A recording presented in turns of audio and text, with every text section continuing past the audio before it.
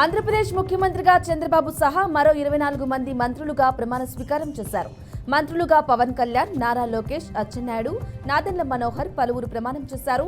ఈ ప్రమాణ స్వీకార మహోత్సవానికి ప్రధాని మోదీ, పలువురు కేంద్ర మంత్రులు, సినీ రాజకీయ ప్రముఖులు పాల్గొన్నారు. రాష్ట్ర ముఖ్యమంత్రిగా టీడీపీ అధినేత చంద్రబాబు మంత్రులు ప్రమాణ స్వీకారం చేయడంతో అనంతపురం జిల్లాలో టీడీపీ నేతలు సంబరాలు చేసుకున్నారు. ఎన్టీఆర్ విగ్రహాలకు పాలాభిషేకం చేశారు. పూలమాలలు వేసి ఘనంగా నివాళులర్పించారు. అనంతరం టీడీపీ జిల్లా కార్యాలయంలో టీడీపీ న్యాయవాదుల విభాగం ఆధ్వర్యంలో కేక్ కట్ చేసి సంబరాలు జరుపుకున్నారు. కూటమి ప్రభుత్వం అధికారంలోకి వచ్చిన సందర్భంగా విజయానికి కృషి చేసిన ప్రజలకు, నేతలకు కృతజ్ఞతలు తెలిపారు.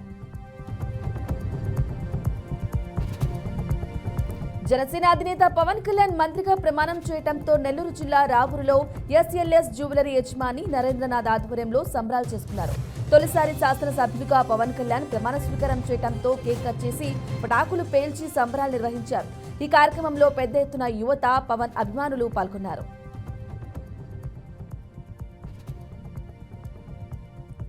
చిత్తూరు జిల్లా పుంగనూరు పట్టణంలో పండగ వాతావరణం నెలకొంది. చంద్రబాబు, పవన్ కళ్యాణ్ల ప్రమాణ స్వీకార మహోత్సవం పండగలా జరిగింది. ముఖ్యమంత్రిగా ప్రమాణ స్వీకార మహోత్సవ కార్యక్రమం సందర్భంగా పుంగనూరు పట్టణ గ్రామాల్లో పెద్ద ఎత్తున బాణసంచా పేలుస్తూ ర్యాలీ చేపట్టారు. ప్రభుత్వ కార్యాలయంలో ఎల్ఈడీ స్క్రీన్లు ఏర్పాటు చేసి పెద్ద ఎత్తున టీడీపీ, జనసేన, బీజేపీ నాయకులు, కార్యకర్తలు, అభిమానులు కార్యక్రమంను వీక్షించారు. అనంతరం అన్నదాన కార్యక్రమాలు నిర్వహించారు. ఖమ్మం జిల్లా సత్తుపల్లి మండలం తుమ్మూరు గ్రామంలో టీడీపీ అధినేత చంద్రబాబు ముఖ్యమంత్రిగా ప్రమాణ స్వీకారం చేయడంతో సత్యనారాయణ ఆధ్వర్యంలో సంబరాలు చేసుకున్నారు. కేక్ కట్ చేసి టపాసులు పేల్చి స్వీట్స్ పంచుకున్నారు.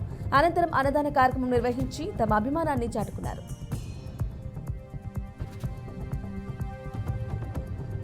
చంద్రబాబు ముఖ్యమంత్రిగా ప్రమాణ స్వీకారం చేయడంతో కర్నూలు జిల్లా పత్తికొండలో టీడీపీ కార్యకర్తలు బైక్ ర్యాలీ నిర్వహించారు.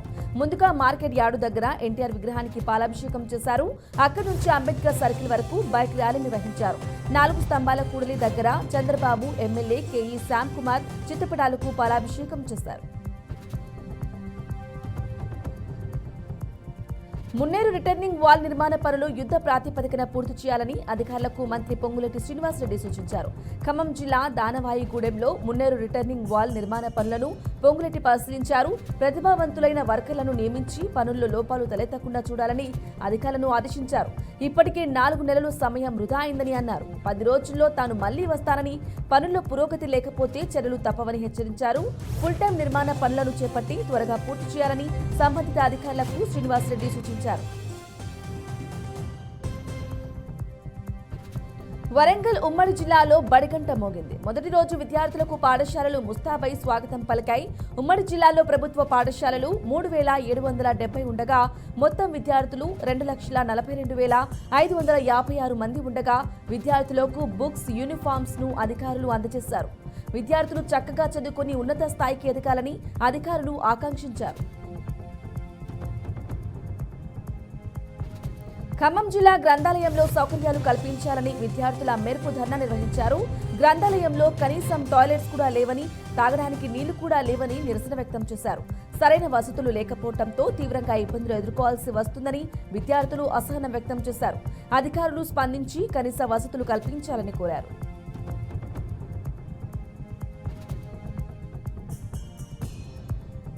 మంచిర్యాల జిల్లా కేంద్రంలోని అశోక్ రోడ్డులోని అండర్ బ్రిడ్జి సమీపంలో రోడ్డు ప్రమాదం జరిగింది.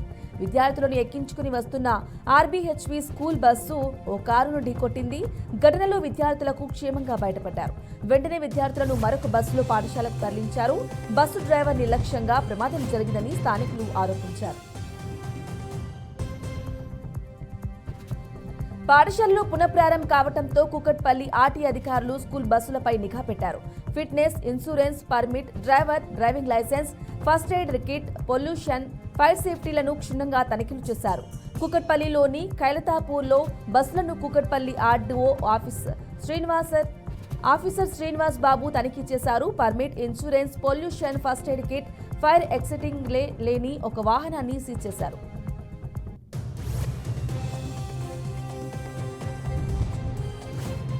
హైదరాబాద్ శివారు రాజేంద్రనగర్లో స్కూల్ బస్సులపై ఆర్డీ అధికారులు కొరడా జులిపించారు. పాఠశాలలు ప్రారంభం కావడంతో విద్యార్థులను రవాణా చేసే స్కూల్ బస్సులపై ఫోకస్ పెట్టారు.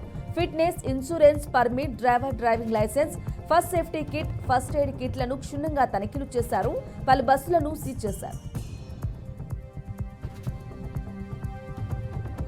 ఆసిఫాబాద్ జిల్లాలో సొంతంగా రోడ్లను గ్రామస్తులు బాగు చేసుకున్నారు. జైనూర్ మండలంలోని తాటిగూడ, చింతకర్ర, కిషన్ నాయక్ తండా, లొద్దిగూడ గ్రామాలకు వెళ్లే ప్రధాన రహదారి గుంతలతో అధ్వానంగా మారటంతో ప్రజలే రాళ్లు, మట్టి పోసి రోడ్లను బాగు చేసుకున్నారు.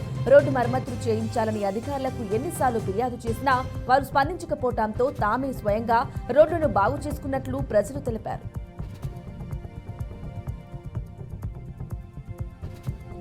కల్తీ కల్లుతో యువత అనారోగ్యానికి గురవుతున్నారని నిర్మల్ జిల్లా మహాలింగి గ్రామస్తులు ఆందోళనకు దిగారు. కల్తీ కల్లు అమ్ముతూ యువత ప్రాణాలతో చెలగాటమాడుతున్నారని ఆవేదన వ్యక్తం చేశారు. కల్తీ కల్లు నిర్వాహకులపై చర్యలు తీసుకోవాలని బంసా ఎక్సైజ్ సిఐ నజీర్కు వినతి పత్రం అందజేశారు.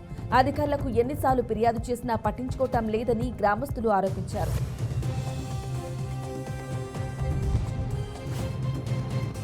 కడప జిల్లా బద్వేల్ నెల్లూరు రోడ్లోని హెచ్పీ పెట్రోల్ బంకులో ప్రమాదం జరిగింది. పెట్రోల్ బంక్ ట్యాంకులోకి చేరిన వర్షపు నీరు చేరటంతో పెట్రోల్ కలుషితమైంది. దీంతో మోటార్ హ్యాండ్ బోర్డ్ ద్వారా రోడ్లపైకి కలుషిత పెట్రోల్ ను పంపింగ్ చేశారు. ఈ క్రమంలో మంటలు చెలరేగాయి. వెంటనే అప్రమత్తమైన పెట్రోల్ బంక్ సిబ్బంది, స్థానికులు మంటలను అదుపు చేశారు.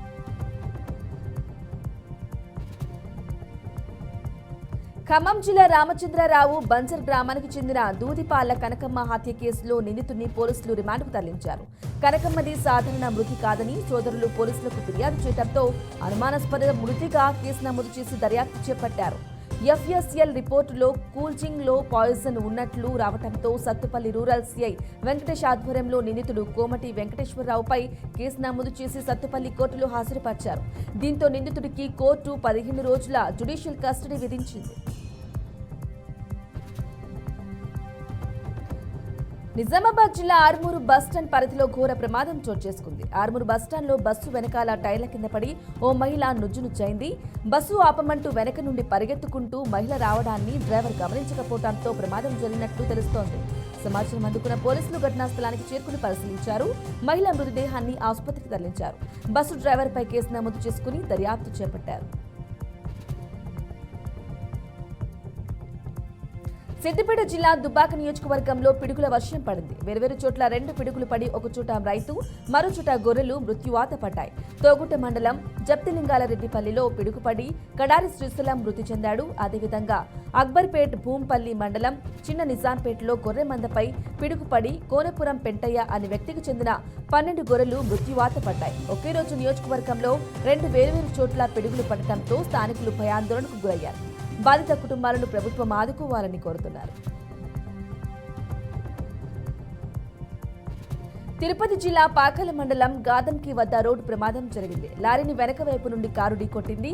ఈ ప్రమాదంలో కారులో ప్రయాణిస్తున్న 2 మృతి చెందగా ఒకరికి తీవ్ర గాయాలయ్యాయి. మృతులు ఉత్తరప్రదేశ్ రాష్ట్రానికి చెందిన జ్యోతి గోయల్, ఆశిస్ గోయల్ దంపతులుగా పోలీసులు గుర్తించారు.